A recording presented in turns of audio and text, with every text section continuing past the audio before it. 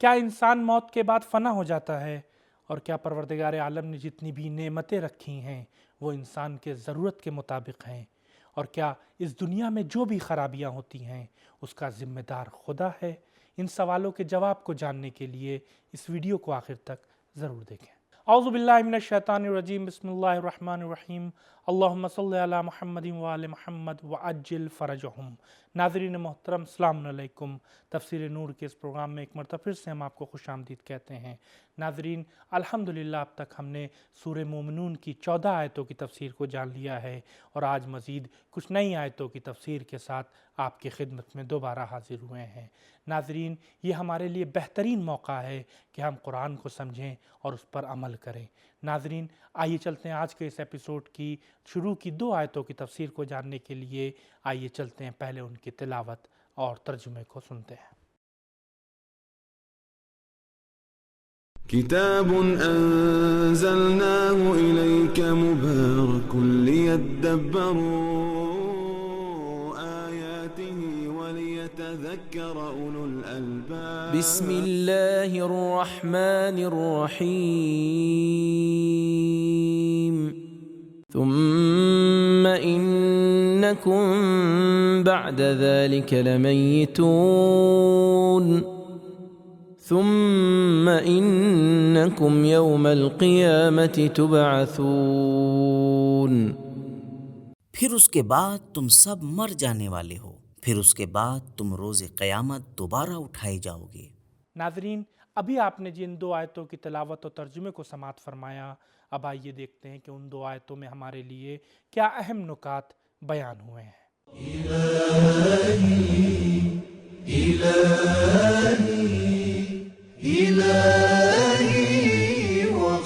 اللہ نے ان آیات میں موت کو یقینی اور حتمی کہا ہے۔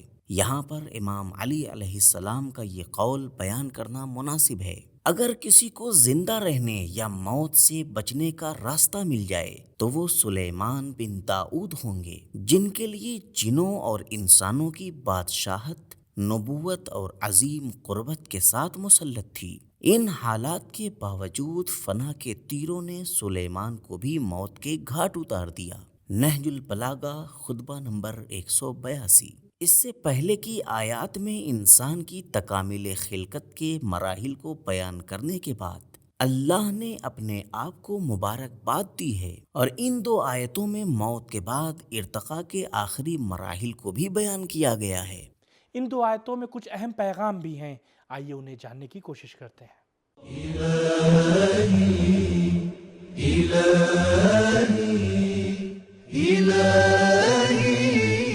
نمبر 1، موت فنا کا نام نہیں ہے بلکہ تکامل اور ارتقاء کا نام ہے۔ نمبر 2، موت انسان کا مقدر ہے جو حتمی ہے۔ ثم انکم لمیتون، انا اور حرف لام و جملہ اسمیہ تاکید کی علامت ہیں۔ نمبر 3، انسان کی خلقت مقصد اور ہدف کے تحت ہے۔ نمبر 4، موت اور قیامت کے درمیان فاصلہ بہت زیادہ ہے، ثم زیادہ فاصلے کی نشانی ہے۔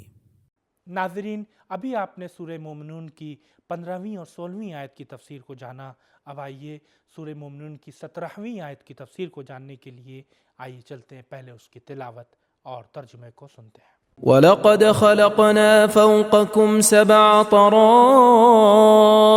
وَمَا كُنَّا عَنِ الْخَلْقِ غَافِلِينَ۔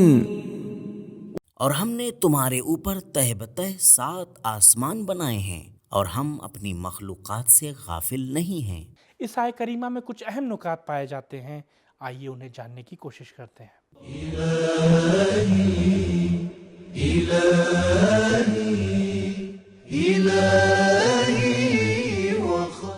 شاید لفظ طرائق کے معنی فرشتوں کا راستہ یا قرا کی حرکت کا راستہ ہو، اور ممکن ہے کہ اس سے مراد وہ 7 آسمان ہوں جن کا ایک دوسرے سے راستہ ہے۔ اس سے پہلے کی آیت میں انسان کی خلقت کو بیان کیا گیا ہے، اور اس آیت میں آسمان کی خلقت کا تذکرہ ہے۔ اس آیہ کریمہ کے اہم نکات کو جاننے کے بعد اب آئیے اس کے پیغام پر گفتگو کرتے ہیں۔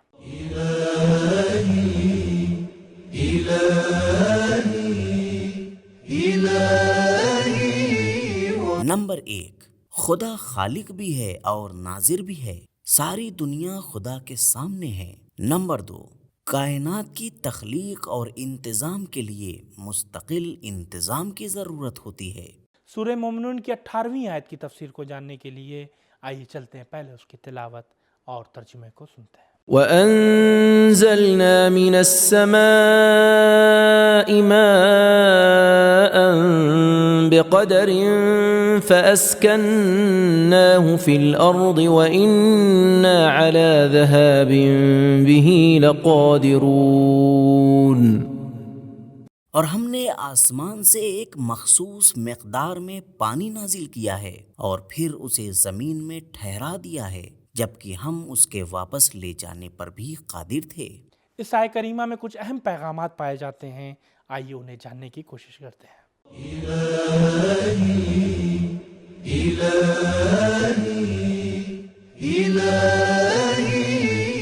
نمبر 1، خداوند عالم کی قدرت نعمت کو دینے میں اور نعمت کو واپس لینے میں برابر ہے۔ نمبر 2، بارش کے قطروں کا بھی حساب و کتاب ہے، بقدر بارش کا ہونا بے حساب و کتاب نہیں ہے، مقصد کے تحت ہے۔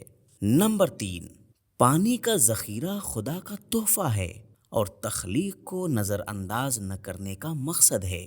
نمبر 4، اس چیز کی فکر نہ کریں کہ نعمت ہمیشہ باقی رہنے والی ہے۔ ناظرین، آج کے اس ایپیسوڈ کی آخری 2 آیتوں کی تفسیر کو جاننے کے لیے آئیے چلتے ہیں پہلے ان کی تلاوت اور ترجمے کو سنتے ہیں۔ فَأَنشَأْنَا لَكُم بِهِ جَنَّاتٍ مِّن نَّخِيلٍ وَأَعْنَابٍ لَّكُمْ فِيهَا فَوَاكِهُ كَثِيرَةٌ وَمِنْهَا تَأْكُلُونَ وَشَجَرَةً تَخْرُجُ مِن طُورِ سَيْنَاءَ تَنبُتُ بِالدُّهْنِ وَصِبْغٍ لِلْآكِلِينَ۔ پھر ہم نے اس پانی سے تمہارے لیے خرمے اور انگور کے باغات پیدا کیے ہیں جن میں بہت زیادہ میوے پائے جاتے ہیں، اور تم انہی میں سے کچھ کھا بھی لیتے ہو۔ اور وہ درخت پیدا کیا ہے جو طور سینا میں پیدا ہوتا ہے، اس سے تیل بھی نکلتا ہے اور وہ کھانے والوں کے لیے سالن بھی ہے۔ ناظرین، ان 2 آیتوں کی تلاوت و ترجمے کو سننے کے بعد اب آئیے چلتے ہیں ان کے پیغامات کو جاننے کی کوشش کرتے ہیں۔